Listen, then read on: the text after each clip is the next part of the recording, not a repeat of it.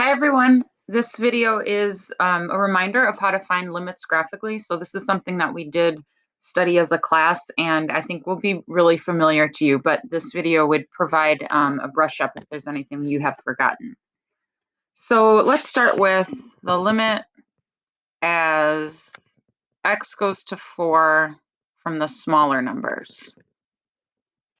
All right, so the way we would say this out loud, x is going to 4, but then that minus sign means that you're coming from the numbers that are smaller than 4. And this is called a left-hand limit because you're approaching from the left-hand side.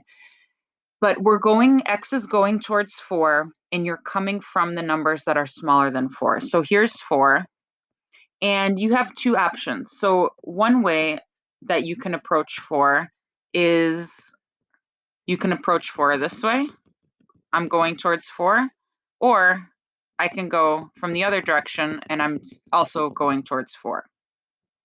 But that minus sign is the indication of what side you're coming from. So this minus sign means you're coming from the numbers that are smaller than 4. So that means you are doing this. You're going towards 4 from the smaller numbers. And then the limit is going to be what y value are you approaching as you're doing that. So as I'm going towards 4 from the numbers that are smaller than 4, from the x values that are smaller than 4, I'm approaching a y value of 2. So we're going to say that that limit is 2. We can also look at the limit as x goes to 4 from the larger numbers. So that would mean we are going towards 4 from the right side, or the right-hand limit. So we're going towards 4. We're coming from the numbers that are bigger than 4, so numbers like 5 and 6. And what y value are we approaching as we're doing this? So we're going towards 4. We're coming from the larger numbers, and the y value that we're getting closer and closer to is also 2. And then I'm just going to highlight that plus sign. And then the last thing, and then we'll just see a few more examples, is the two-sided limit. So there were a few different ways to think of this. One way that people liked was if these numbers are the same, then the two-sided limit is going to also be that same number. The two-sided limit does not have this minus sign or this plus sign. So notice that there's nothing there. It's just x going to 4, and that's how you know it's a two-sided limit. So just repeating, some people liked thinking of it this way, that if the left-hand limit and the right-hand limit were the same, they're equal to each other, then the two-sided limit is going to be that same number. And the other way I would usually describe it is the two-sided limit is saying no matter what side you come from. So I'm going towards 4 from the left side, I'm going towards 4 from the right side, and no matter what side I approach from, I'm always going towards a y value. That's a y value of 2. Okay, so we'll see a few more of those. I'm going to erase this example, keep this graph because it's a great graph. And let's take a look at 6. So let's do limit as x goes to 6 from the smaller numbers. This time you can take a look at the graph and think about that. Here's 6, and you are going towards 6 from the smaller numbers. So I'm going to draw two things here. So there's my red, and then here is my blue. So which one would I be looking at if I'm going towards 6 from the smaller numbers, the red or the blue? It would be the red arrows, right? I'm going towards 6. I'm coming from the smaller numbers. So I am doing what is in red, going towards 6 from the smaller numbers, and the y value that I'm getting closer and closer to is 0. This one always causes just a little bit of confusion because of that open circle there, because there's not an output at x equals 6. That's not a point on the graph. And what I always say to that is that the limit is all about what you're approaching. So x is approaching 6 from the smaller numbers. What y value are you approaching? We would also say a limit is not what happens when you get there. It's just what you're approaching, right? It's not about what happens when you get to 6 because there's no output there. But as I'm going towards 6, the y value I'm getting closer and closer and closer to is 0. We can also do the limit as x goes to 6 from the larger numbers. So that would be what I had initially drawn as those blue arrows, this one.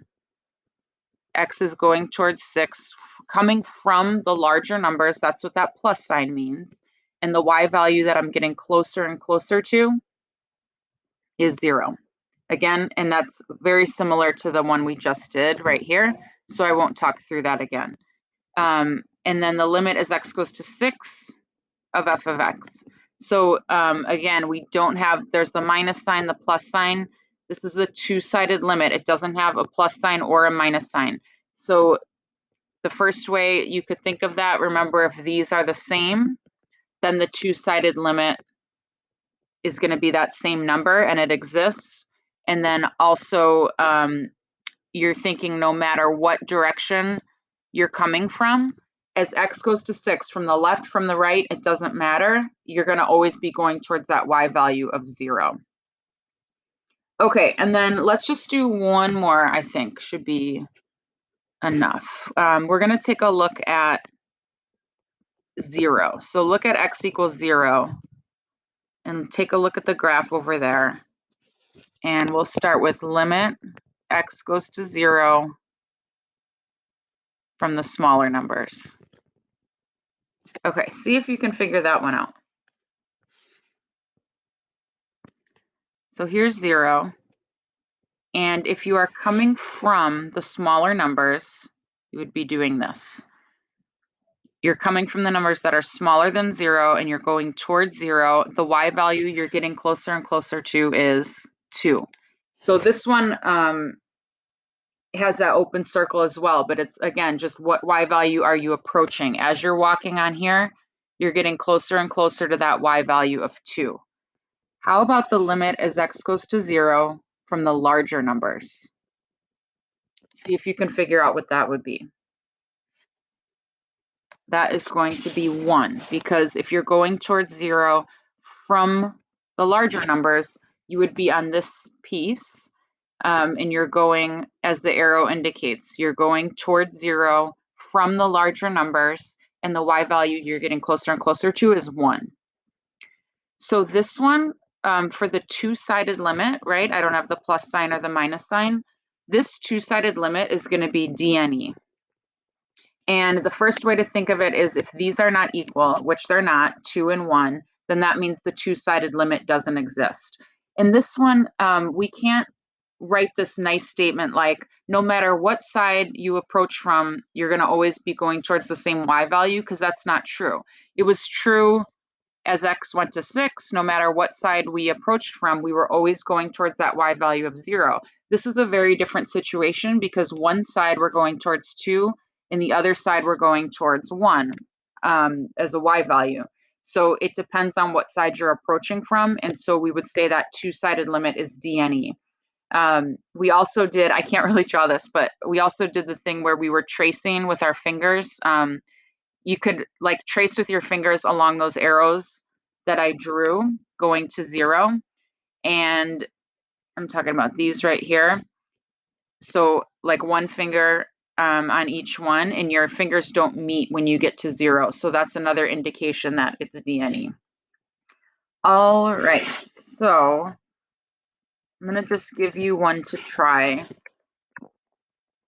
So limit as x goes to 3 from the smaller numbers. Limit as x goes to 3 from the bigger numbers. And the two-sided limit as x goes to 3. Okay, so you're going to figure those out, and then we're going to put all 3 answers. You can just list them all in a row. So the 3 answers should be 1 and 2 and dne. So here's 3. If you're coming from the smaller numbers, That would be right there. Going towards 3 from the smaller numbers, you're approaching 1. The next one, going towards 3 from the bigger numbers, would be this piece. Going towards x equals 3 from the bigger numbers, I'm going to a y value of 2 because these are not the same. I have a two-sided limit of dne, or if you're tracing, your fingers don't meet, any of those explanations. One thing I didn't mention is just sometimes we have these other pieces of the graph and we're not even looking at those. And the reason we're not looking at what I just highlighted in orange is because that piece of the graph is not going towards 3 on the x-axis. So it's kind of living on with all the negative x values over there. And that piece does not approach x equals 3. And so that's why we don't even look at it. This is the piece that's approaching 3 from the smaller numbers, and this is the piece that's approaching 3 from the bigger numbers. So those are the only sections that we're really looking at. Okay, very last one for you to try. Let's look at,